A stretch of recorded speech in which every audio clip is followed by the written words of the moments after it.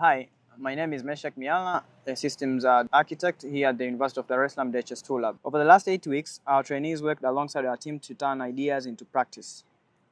We focused on simple professional habits, define the goal, break work into steps, share updates, invite review, and ultimately improve based on the evidence.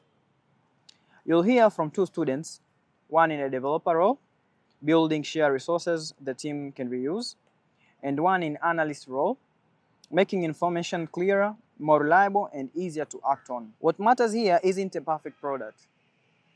It's growth, better questions, clear writing, cleaner handovers, and ethical judgment around confidentiality and data. Thank you to the mentors and staff who guided them. Now, in their own words, here is what they have experienced. My name is Neema Moses Mpangile. I'm a fourth year student of computer engineering and IT. Yeah. Okay, during the 8th period of practical training, I worked there as a system analyst, specifically for tracker data quality analysis. Perfect. In plain words, what were you making easier to understand or more reliable for others? We were making easier to understand data, specifically the healthy data, by addressing some quality issues to ensure there is completeness and quality and consistency in data. Oh, perfect. So, what was one simple check or rule that you have used and the action that it triggered? One simple rule we used was the validation rule checks. Yeah. That we created a simple check to ensure that the number of services reported doesn't exceed the expected number, but also to ensure that the mandatory field are never left empty. Okay. But also we ensure there is no missing values, duplicate, and outliers, such as age. For example, it's supposed to be from 0 to a patient age is supposed to be from 0 to 120. Then there comes 130. Yeah. That's you call it red flag. Yeah, red flag. Okay, perfect. So, what's a common mistake that your approach prevents, and how would you spot it early? Okay, there are a lot of errors, but we just take samples such as missing values, program rule violations, outliers, and duplicate. Okay. Yeah. Impressive. So, who uses your outputs, and how often should they see them to stay useful? Okay, right now we are in development, so the design is used by the developer. But when it finishes, there will be end users such as program managers, the quality assurance. Yeah, those are our expected users. Oh, perfect. And what would you say is your biggest lesson from the 8 weeks that you've been with us? Quality data does not only mean you be keeping the values or entering data only to ensure that there is no any error, but rather the quality issues, we look on the consistency, the completeness of the data to ensure that we get informed decision making. Okay, brilliant. And what should you advise for your fellow students who like to join us in the next academic year, 2025-2026?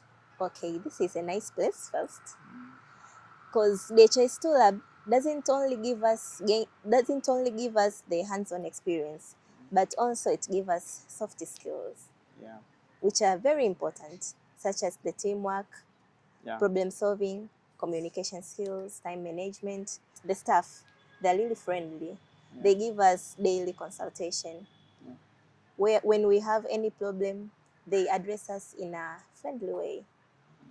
We normally prefer somebody to be more of self-driven, giving you more of autonomy in whatever you're doing. Yeah. Impressive. So thank you very much for your time, and wishing you all the best in your next academic year. Thank you so much. All the best. Thank you. My name is Victor Shirima, University of Dodoma, College of Informatics and Virtual Education, Computer Engineering, third year. My role is a developer.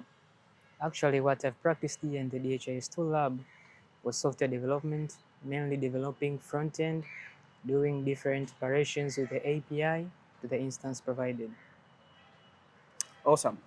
So, in plain words, What did you build or improve for the team, and why did it matter? Actually, what we built was the DHIS2 resource app. It mattered because it enabled different users of different access level to manage different resources and documents. Awesome. What is that one decision you made and the reason behind it? That one decision that we made was actually adding a sharing functionality. Okay. Because at first, when we provided the project SRS, there was no requirement of sharing, but we sat as a team and think that adding this functionality will bring a very good experience to our users. Excellent. What was that one challenge you hit and you solved or reduced it?